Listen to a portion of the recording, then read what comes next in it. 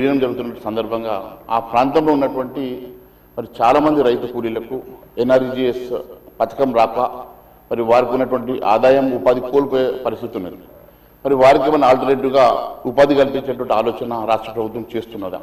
ఎందుకంటే కేవలం అర్బనైజేషన్ చేయాలా, మున్సిపాలిటీని కలపాలా, మరి 1, 2, 3 చేసుకోవాలని ఆలోచన చేస్తూ ఉన్నారు. కానీ ఆ ప్రాంతంలో ఉన్నటువంటి గ్రామీణ ఉపాధి కల్పించాల్సిన బాధ్యత ప్రభుత్వం మీద ఉన్నది. ఇప్పుడు గ్రామీణ ఉపాధి అనేసరికి మంత్రి గారికి నవ్వొస్తూ ఉన్నది. కానీ గ్రామీణ ప్రాంతంలో ఉన్నటువంటి నిరుపేదలు, అట్టడుగు బడుగు బలైన వర్గాలకు చెందినటువంటి అనేక మంది నిరుపేదలు దాని మీద డిపెండ్ అవుతారు. మరి వారందరికీ కూడా మీరు ఉపాధి హామీ కోల్పోతున్న సందర్భంగా మరి వారికి మీరు ఆల్టర్నేటివ్గా ఏమి ఇస్తారనేది చెప్పాల్సిన బాధ్యత మీ మీద ఉన్నది అధ్యక్ష. రెండవది, ఇప్పుడు అక్కడ ఉన్నటువంటి ట్యాక్సేషన్ చాలా డిఫరెన్స్ ఉంటుంది. అక్కడ ఇల్లు కట్టుకున్న వ్యక్తికి చిన్న ట్యాక్సెస్ చాలా 100,000, 1,000 ఉంటుంది. ఒకేసారి మీరు వాళ్ళు తీసుకొచ్చి కార్పొరేషన్ కలపగానే ఇల్లు ట్యాక్స్ ఏకంగా 60,000, 70,000 సంవత్సరానికి పెరుగుతుంది. మరి వారికి మీరు ఏ రకంగా ఎగ్జామ్షన్స్ ఇస్తా ఉన్నారా? మరి కేవలం మీరు కలిపారు కాబట్టి నిన్నటి వరకు మరి ఉపాధి హామీలో కానీ, లేకుంటే ఎన్ఆర్జీఎస్లో కానీ, లేకుంటే రేపు వచ్చేటువంటి శ్రీరామ్లో కానీ మీరు కొత్తగా వచ్చేటువంటి మరి వారికి ఫండ్స్ వస్తాయి అధ్యక్ష. ఇది మీకు తెలుసు. ఎన్ఆర్జీఎస్లో ఒకవైపు వారికి వచ్చేటువంటి నిధులలో అనేకమైనటువంటి రోడ్లు మనకు అక్కడ ఇన్ఫ్రాస్ట్రక్చర్ పెరుగుతుంది కదా. మరి ఇక్కడ వీరికి ప్రత్యేకమైనటువంటి ఫండ్స్ ఏమన్నా మీరు అలొకేషన్ చేస్తారా? ఎందుకంటే ఫండ్స్ అలొకేషన్ చేయకుండా ఈరోజు చాలా మున్సిపాలిటీస్లో సంవత్సరాలు నిధులు లేక, అక్కడ చిన్న రోడ్లు, శానిటేషన్ లేక, డ్రైనేజ్ సిస్టమ్ లేక అన్ని మున్సిపాలిటీస్ అస్తవ్యస్తమవుతున్నటువంటి సందర్భంగా మళ్ళీ కొత్తగా గ్రామీణ ప్రాంతాలను మీరు ఇప్పుడు కలిపి మళ్ళీ ఆ ప్రాంతాలంతా కూడా అస్తవ్యస్తమయ్యే ప్రమాదం ఉన్నది. కాబట్టి మరి వారి కోసం ఏం ఆలోచన చేస్తా ఉన్నారో చెప్పకుండా మీరు కేవలం మున్సిపాలిటీస్ కలుపుతామని చెప్పేసి గొప్పలు చెప్తున్న ప్రయత్నం చేస్తా ఉన్నారు. మరి ఆల్టర్నేటివ్ మెజర్స్ ఏం తీసుకున్నారో చెప్పాల్సిన బాధ్యత కూడా మరి మంత్రి గారికి ఉన్నది అధ్యక్ష. అంతేకాకుండా చివరిగా అధ్యక్ష, ఇప్పుడు ఉన్నటువంటి మున్సిపాలిటీస్ని మరి దానికోసం మరి కమిటీ వేసామన్నారు. ఏ కమిటీ వేశారు? మరి 1 year నుంచి ఏం స్టడీ చేశారు? మరి స్టడీ చేసినటువంటి మరి పబ్లిక్ డొమైన్లో మరి రిపోర్ట్స్ ఎందుకు పెట్టడం లేదు? ఇప్పుడు కేవలం మీరు మరి ఈగోకు వెళ్తా ఉన్నారా, బేసజాలకు వెళ్తా ఉన్నారో మాకు తెలియదు. కానీ మీరు కేవలం ఇక్కడ ఉన్నటువంటి గ్రామీణ ప్రాంతాల నుండి లేకుంటే చిన్న మున్సిపాలిటీస్ని మీరు కార్పొరేషన్ కలిపే ప్రయత్నం చేసే ముందు మరి సైంటిఫికల్గా మీరు ఒకవేళ స్టడీ చేసి ఉంటే ఆ రిపోర్ట్స్ ఎందుకు మీరు పబ్లిక్ డొమైన్లో పెట్టడం లేదో అడుగుతా ఉన్నాను అధ్యక్ష మీ ద్వారా. థ్యాంక్ యూ అధ్యక్ష. గౌరవ సభ్యులు అక్బరుద్దీన్ గారు మాట్లాడుతూ బిల్డింగ్ రెగ్యులరైజేషన్ స్కీమ్కి సంబంధించి దీంట్లో ప్రభుత్వానికి కూడా రాబడి వస్తుంది, రెవెన్యూ వస్తుంది, అది పెండింగ్లో ఉంది. లీగల్ సంబంధించిన అంశం విషయంలో కొన్ని అడ్డొస్తూ ఉన్నాయి. ఆ లీగల్ డిపార్ట్మెంట్ నుంచి సంబంధించి వెంటనే దాన్ని పరిష్కారం చేయమని కోరుతా ఉన్నారు. we will act fast on it. We will try to see that it goes as per this building regularization scheme. Sir అధ్యక్ష, ఇంకోటి కూడా బిల్డింగ్స్ ఇంకా రెగ్యులరైజేషన్ కాకుండా ప్రాపర్టీ ట్యాక్స్ కట్టకుండా చాలామంది కూడా బిల్డింగ్స్ కట్టుకొని ఉంటున్నారని చెప్పారు. we took that cognizance of that issue. ఇప్పుడు మా గాంధీ గారు ఉన్నారు ఇక్కడే, వారి నియోజకవర్గం నుంచే మొదలుపెట్టాం అధ్యక్ష. ఎక్కడైతే బిల్డింగ్స్ కట్టుకొని రెగ్యులరైజేషన్ కాకుండా అదేవిధంగా ట్యాక్స్ కూడా కట్టకుండా మరి మనకు సంబంధించి ప్రభుత్వ పరంగా ఎలక్ట్రిసిటీ, వాటర్ అంతా కూడా వాడుతూ ఉన్నారు. దానికి కరెక్ట్గా దాన్ని ఎవాల్యుయేషన్ చేసి ఆ రెగ్యులరైజేషన్ కాకుండా ఈరోజు బిల్డింగ్ కట్టుకున్నారు కనుక కట్టుకున్న పరిమితుల మేరకు వారికి పూర్తి స్థాయిలో రెగ్యులరైజ్ చేసి ఇచ్చే కార్యక్రమం జరుగుతూ ఉంది అధ్యక్ష. మూడవ అంశం అధ్యక్ష, చంద్రాయనగుట్ట నియోజకవర్గానికి సంబంధించి flyover, Toli Chowki flyover or road widening, whatever you have mentioned, we will tell our officers immediately to have a review about it and know the status, and will like to brief you up, and immediately, as our honorable chief minister has already promised on this floor of the house, we would be taking it up very fast. Malreddy Rangareddy గారు అదే విధంగా ఇంకోటి చెప్పారు.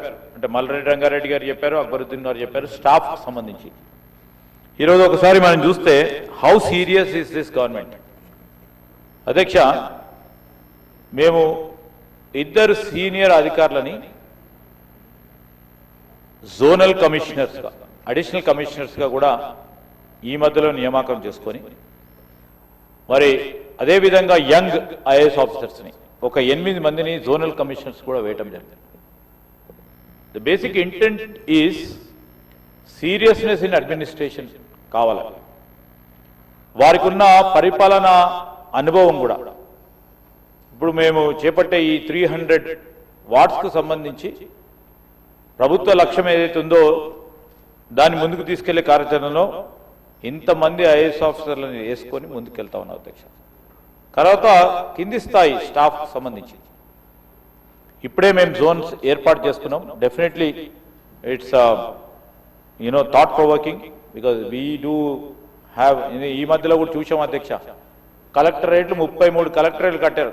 మీకు కూడా తెలుసు అధ్యక్ష, కలెక్టరేట్లో స్టాఫ్ లేకుండా ఉండే, కలెక్టరేట్లో కనీసం స్టాఫ్ లేకుండా ఉంటే మా ప్రభుత్వం ఏర్పడిన తర్వాత పెద్ద ఎత్తున మేము రిక్రూట్మెంట్ పాలసీని చేపట్టి పబ్లిక్ సర్వీస్ కమిషన్ ద్వారా చేపట్టి ఈరోజు రిక్రూట్మెంట్ జరిపితే అక్కడ ఉన్న పెద్ద క్యాపిటల్ ఎక్స్పెండిచర్ చేసి కలెక్టరేట్స్కి ఈరోజు స్టాఫ్ ఇప్పించే కార్యక్రమం చేశాం. సో ఈ విధంగా కాకుండా ఉండే కార్యక్రమంలో ఈరోజు ఏవైతే 300లకు సంబంధించిన వార్డ్స్ కావలసిన స్టాఫ్ ఏ విధంగా ఉండాలి అన్నిటిని కూడా పూర్తి స్థాయిలో పూరిచ్చే ముందుకెళ్తామని నేను గౌరవ సభ్యులకు కూడా తెలియజేస్తా ఉన్నాను అధ్యక్ష. ఎందుకంటే రేపు రాబోయే కాలంలో స్టాఫ్ లేరు అనే అంశం రావద్దు. ఎందుకంటే we just want to see that it should be Hyderabad, ప్రత్యేకంగా greater Hyderabad should be a model city. Sanitation విషయంలో చెప్పారు, డ్రింకింగ్ వాటర్కి సంబంధించి, సీవరేజ్కి సంబంధించిన అంశం విషయంలో వారు ప్రస్తావన చేయడం జరిగింది అధ్యక్ష. తప్పకుండా మేము దాన్ని దృష్టిలో పెట్టుకునే ఒక యూనిఫామిటీని తీసుకురావడానికి దానికి కావాల్సిన నిధులు అంటారు, ఆ నిధులు ఏ విధంగా సమకూర్చాలి, బడ్జెట్లో ఏ విధంగా దాని సమానంగా ఇప్పుడు 1,34,00,000 మంది ఇక్కడ ఉంటున్న ప్రదేశంలో ఆ స్థాయిలో నిధులు పెట్టాలని గత సంవత్సరం కూడా చూశారు అధ్యక్ష. మొట్టమొదటిసారి తెలంగాణ రాష్ట్రం ఏర్పడిన తర్వాత మొట్టమొదటిసారి 10,000 and above బడ్జెట్లో పెట్టడం జరిగింది. ఈసారి కూడా సైంటిఫిక్గా అనలైజ్ చేసి ముందుకెళ్ళటం జరుగుతుంది అధ్యక్ష. మరి గౌరవనీయులు మహేశ్వర్ రెడ్డి గారు చెప్తూ ఉపాధి హామీ గురించి మాట్లాడుతూ ఉన్నారు అధ్యక్ష. ఇప్పుడు చర్చ జరుగుతుంది గ్రామీణ ప్రాంతంలో ఉపాధి గురించి, ఉపాధి హామీ పథకానికి ఏ విధంగా కేంద్ర ప్రభుత్వం తూట్లు పొడుస్తూ ఉంది మా సీతక్క గారు చెప్తారు, దాని తర్వాత మా ముఖ్యమంత్రి గారు కూడా చెప్తారు. మీరా సార్ మాట్లాడేది? జాతీయ ఉపాధి హామీ గురించి వారా సార్ మాట్లాడేది? కాంగ్రెస్ పార్టీ ప్రభుత్వం ఆ రోజు గ్రామీణ ప్రాంతంలో ఉంటున్న వారికి ఉపాధి కల్పించాలని ఒక పెద్ద ఎత్తున చరిత్రలో మొత్తం ప్రపంచ స్థాయిలోనే లేని విధంగా ఒక పథకాన్ని, చట్టబద్ధంగా పథకాన్ని తీసుకొస్తే మహాత్మా గాంధీ లాంటి మనం ఎవరి కిందనైతే మనం ఈరోజు శాసనసభ ప్రాంగణం ఉందో అక్కడ ఆయన పేరు తీసేసిన అధ్యక్ష. మీనింగ్ ఉందా అధ్యక్ష? వారంతా సీతక్క గారు చెప్తారు. దాన్ని తూట్లు పడితే కార్యక్రమం చేసి వీరు గ్రామాల గురించి మాట్లాడుతూ ఉన్నారు అధ్యక్ష, ఈ గ్రామాల గురించి మాట్లాడుతూ ఉన్నారు అధ్యక్ష. ఈరోజు ఈ గ్రామీణ ప్రాంతంలో ఉంటున్న మా ప్రజానికానికి విలీనం కాబడ్డ ఈ గ్రామాలకు సంబంధించిన వారికి ఉపాధి ఏ విధంగా పెంచాలి, దానికి ఏం చేస్తా ఉన్నాం? వారిలో నైపుణ్యం పెంచడానికి, పరిశ్రమల్లో ఉద్యోగాలు కల్పన చేయడానికి ఈ రోజు ముందుకు పోతా ఉన్నాం. నేను అడుగుతా ఉన్నా, చాలా పవర్ఫుల్ లీడర్ అధ్యక్ష బీజేపీ మహేశ్వర్ రెడ్డి గారు, అక్కడ వారు మోడీ గారికి, అమిత్ షా గారికి చాలా దగ్గరగా ఉండే వ్యక్తి అధ్యక్ష. నేను వారిని కోరుతా ఉన్నా అధ్యక్ష, ఏ విధంగానైతే కన్విక్షన్ తో మహాత్మా గాంధీ జాతీయ ఉపాధి పథకం తీసుకొచ్చామో అర్బన్ ప్రాంతానికి కూడా ఉపాధి హామీ పథకం తెమ్మనంటారు అధ్యక్ష. మేము చేసే కార్యక్రమం మీకు కూడా తోడ్పాటు చేయడం జరుగుతుంది అధ్యక్ష. ఈ రోజు మేము కూడా ఈరోజు ఎందుకంటే వారు చెప్తే అక్కడ వినే కూడా అవకాశం ఉంటుంది అధ్యక్ష. దయచేసి వారిని కూడా దీని గురించి కూడా ప్రస్తావన చేయండి. ఉపాధి ఎవరికైతే పోతుందో వారికి ఏ విధమైన ప్రత్యామ్నాయ ఉపాధి కల్పించాలనో దానికి ఆలోచన చేసి ముందుకెళ్తామని మీ ద్వారా గౌరవ సభ్యులకు తెలియజేస్తూ ఈ 3 బిల్లులను కూడా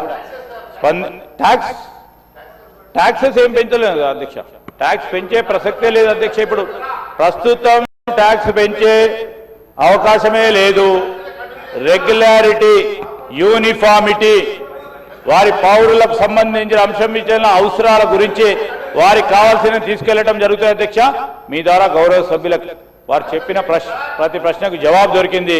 వారందరూ కూడా సానుకూలంగా స్పందించి మరి బిల్లు పాస్ చేయాల్సిందిగా మీ ద్వారా కోరుతా ఉన్నా అధ్యక్ష.